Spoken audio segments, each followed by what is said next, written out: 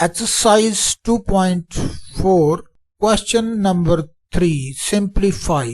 ये जो क्वेश्चन नीचे दिए गए हैं इनको सिंप्लीफाई करना है, कोई भी मुश्किल बात नहीं है। वही 7 लॉस ऑफ एक्सपोनेंट इस्तेमाल होंगे, तो कर लेते हैं इनको हम। सबसे पहले क्वेश्चन नंबर 3 पार्ट नंबर 1 करते हैं, तो इसको लिख लेते हैं क्वेश्चन को एक बार नीचे करके। 2 raised to power 1/3 multiplied by 27 raised to power 1/3 multiplied by 60 raised to power 1/2 divided by 180 raised to power 1/2 multiplied by 4 raised to power -1/3 multiplied by 9 raised to power 1/4। तो लिख लिया है। अब हम सोल्यूशन लिखेंगे और इसी क्वेश्चन को दोबारा तो लिख लिया है क्वेश्चन। अब हम क्या करेंगे, अब जो बड़े बड़े नंबर हैं उनकी फैक्टराइजेशन। सबसे बड़ा नंबर 180 है, तो 180 की पहले फैक्टराइजेशन कर लेते हैं। जिसके यूनिट के डिजिट में 0 होता है वो 5 और 2 के टेबल पर डिवाइड हो जाता है। तो सबसे पहले इसको 2 के टेबल पर डिवाइड करेंगे। 2 9s 18 होता है, तो यहाँ पर हम 9 लिखेंगे और उसके साथ ये 0 नीचे आ जाएगा, उसके साथ ही 9 के साथ ही 0 आ जाएगा। तो अल्टीमेटली 92s 180 होता है, तो यहाँ पर हम लिख देंगे 90। फिर इसको 2 पर फिर डिवाइड करेंगे 2 पर। 4 2s 8 होता है, तो यहाँ पर 4 और 10 5 2s 10 होता है, तो 45 आ जाएगा। 3 पे अब डिवाइड करेंगे, 15 3 45 होता है, तो 15 आ जाएगा यहाँ पर। उसके बाद फिर 3 पे डिवाइड कर 3 5s 15 होता है, तो यहाँ पर 5 आएगा। अब 5 पे डिवाइड 5 1s 5, तो 1 आ गया, डिवाइड हो गया सारा। अब इसके फैक्टर हम नोट कर लेंगे, ये फैक्टर कहीं पर नोट कर लेने हैं हमने, और जब वक्त जरूरत क्या इसकी जगह पर हमने लिखने हैं। 180 की जगह पर ये वाले सारे फैक्टर हमने लिख देने हैं जब उसकी बारी आएगी। तो यहाँ पर लिख देते हैं हम 2 multiplied by 2 multiplied by 3 multiplied by 3 multiplied by 5 is equal to होता है 180। तो ये सारे के सारे फैक्टर जब वक्त आएगा सवाल निकालने लगेंगे तो यहाँ पर। उसके बाद बड़ा नंबर कौन सा है, 60 है, तो 60 के भी हम फैक्टर बना लेंगे, और बाकी जो छोटे छोटे नंबर हैं उनके फैक्टर हम ज़बानी बनाएंगे। उसके बाद 60 के फैक्टर कर लेंगे। 2 3s 6 होता है, तो यहाँ पर 3 आ जाएगा और ये वाला 0 इसके साथ आ जाएगा। उसके बाद फिर 2 पे डिवाइड होगा, ये 2 1s 2, और उसके बाद 1 बचेगा तो जो इधर लग जाएगा वो इसको 10 बना देगा, तो 2 5s 10 होता है, तो यहाँ पर 15 आ जाएगा, 15 आ जाएगा। 15 को आप 3 पे डिवाइड करेंगे तो 3 5s 15 होता है, तो यहाँ पर 5 आ जाएगा। उसके बाद 5 को 5 पर डिवाइड करेंगे इसको, तो क्योंकि प्राइम नंबर है ये अपने आप पे ही जाएगा और किसी पहाड़े पर ही इसने जाना नहीं है। तो प्राइम नंबर जो होता है वो सिर्फ अपने आप पर डिवाइड होता है या 1 पर डिवाइड होता है। तो 1 पर डिवाइड करने का क्या फायदा होएगा, कुछ भी नहीं। तो इसको 5 पे डिवाइड करेंगे, 5 5 1 5, तो 1 आ जाएगा, तो हमारा काम तो हो जाएगा ख़त्म। और इसके बन गए फैक्टर ये वाले, इसको हम लिख लेंगे 2 2 3 5 और 60 की जगह पर इसको हम, ये 60 के बराबर है, तो इस सवाल में जहां भी 60 होगा उसकी जगह पर हम ये वाले फैक्टर, ये सारे जो फैक्टर हमारे पास आ गए हैं इनको अब हम इनकी जगह पर लिख। 2 तो अकेला है, 2 के ऊपर 1/3 है, वो इस तरह ही लिखते हैं। और 27 जो है इसके हम फैक्टर बना लेंगे, जो कि हम ज़बानी फैक्टर बनाएंगे। 3 1s 3 3 3s 9 और 9 3s 27 होते हैं, तो ये 3 बार 3 से 3 को मल्टीप्लाई कर ये 27 आएगा, तो यहाँ पर हम लिख लेंगे। और इसके बाद इसके ऊपर यही रेज़ टू पावर लिख देते हैं ऐसे हम। उसके बाद 60 के फैक्टर हमने बनाए हुए हैं।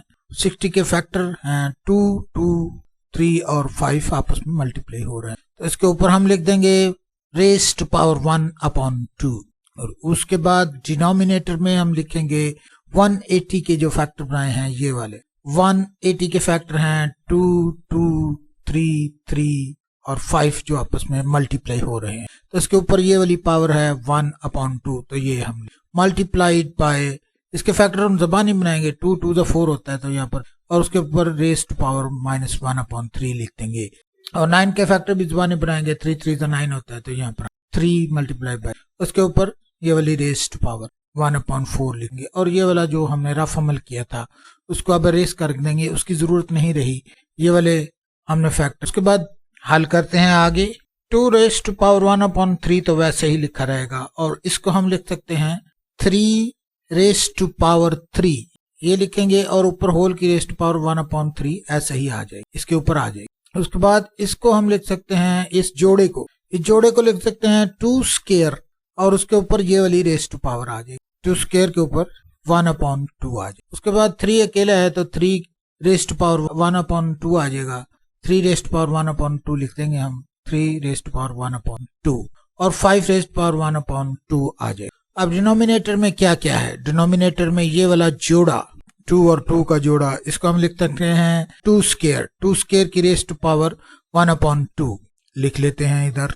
उसके बाद ये वाले जोड़े को हम लिख सकते हैं 3⁻2 या 3 लिख देंगे हम इधर, और उसके बाद उसकी रेस्ट पावर 1/2 लिख देंगे। उसके बाद ये अकेले है 5, तो इसको 5 लिखेंगे और उसकी रेस्ट पावर ये वाली 1/2। इस जोड़े को 2 लिख सकते हैं, तो मल्टीप्लाइड बाय 2 लिखेंगे और उसकी रेस्ट पावर -1/2। और इस जोड़े को 3⁻2 लिखेंगे या 3 लिखेंगे, 3 लिखेंगे और इसके ऊपर ये वाली रेस्ट पावर 1/4 लिखेंगे। अब हम देखेंगे कि सेम रकम कौन कौन सी है ऊपर और नीचे।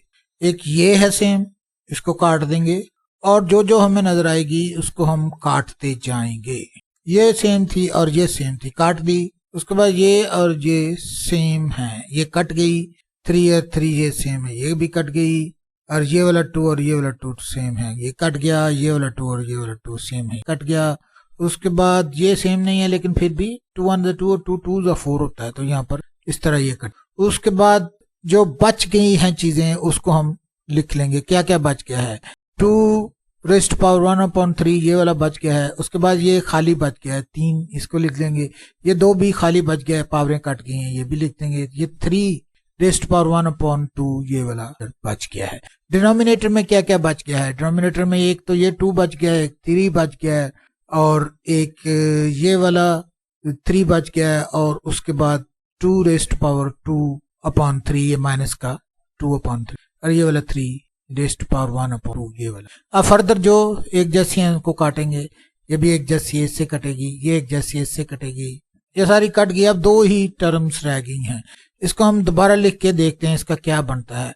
2⁻1/3 और प्लस, ये ऊपर जाकर प्लस हो जाएगी, ये वाली पावर बेस सेम है तो ये ऊपर जाकर प्लस हो जाएगी। 2⁻1/3 प्लस 2/3 ये वाला सारा आपस में प्लस हो जाएगी। इसके डिनोमिनेटर दोनों के बराबर हैं, इसलिए ये ऑर्डिनरी नंबर की तरह ये न्यूमरेटर प्लस हो जाएंगे और नीचे डिनोमिनेटर वैसे हम लिख देंगे। तो यहाँ पर लिख देंगे इजिकल टू 2⁻3/3। तो इसको हम कैसे काटेंगे? 3 1 3 और 3 1 3 यहाँ पर जाएगा, और उसके ऊपर 1 पावर आ जाएगा, 1/1 जिसको हम 1 कहते होते हैं, और 1 को हम लिखा नहीं करते, तो 1 की कोई पावर अंडरस्टूड होती है, तो ये 2 इसका आंसर आ जाएगा, इसको हम 2 लिख लेंगे। तो यही इस क्वेश्चन का आंसर था, इसको हम पब्लिश करेंगे। क्वेश्चन नंबर 3 का पार्ट नंबर 1 हल हो चुका है।